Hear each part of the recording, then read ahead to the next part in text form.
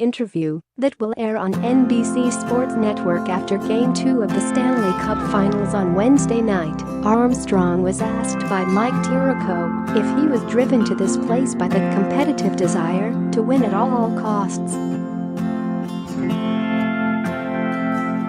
Yep, Armstrong said in a clip that aired on NBC's Today on Wednesday morning.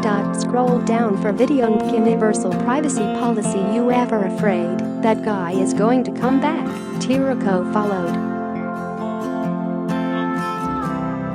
Armstrong did not hesitate. Yeah, 100%. That would not be good. Tirico then asked, how do you fight that guy from coming back? Armstrong thought for a moment before responding. Share this article. Share. I think I took the first step by telling you I'm afraid he may come back, Armstrong said. If I told you no way, then I think that's a problem. During the interview, Armstrong insisted he wouldn't change a thing about the doping that helped him win 7 editions of the Tour de France before he was subsequently stripped of the titles. In the new interview with NBC Sports, the 47-year-old Texan said he was grateful for the lessons he had learned.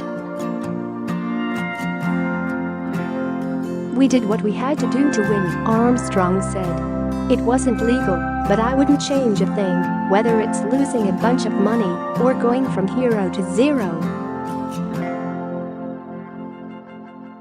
It was a mistake. It led to a lot of other mistakes. It led to the most colossal meltdown in the history of sport. But I learned a lot, Armstrong said. One of his mistakes was being so aggressive in his handling of questions on the issue at the time. I couldn't turn it off.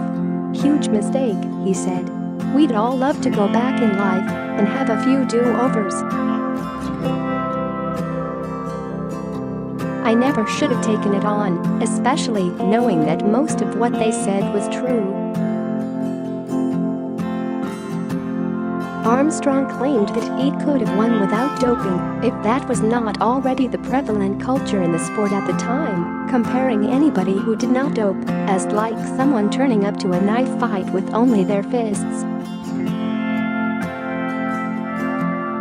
I wish kids from Plano, Texas, Glenwood Springs, Colorado, Brooklyn, Montana, young Americans, we go to Europe, and if everybody is fighting with their fists we still win, I promise you that.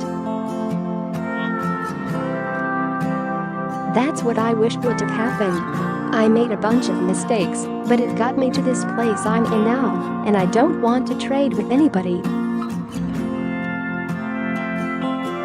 But Armstrong said he knew from the start doping was widespread at the time. I knew there were going to be knives at this fight, he said. Not just fists. I knew there would be knives. I had knives, and then one day, people start showing up with guns. That's when you say, do I either fly back to Plano, Texas, and not know what you're going to do? Or do you walk to the gun store? I walked to the gun store. I didn't want to go home. I don't want to make excuses for myself that everybody did it or we never could have won without it. Those are all true, but the buck stops with me. I'm the one who made the decision to do what I did. I didn't want to go home, man. I was going to stay.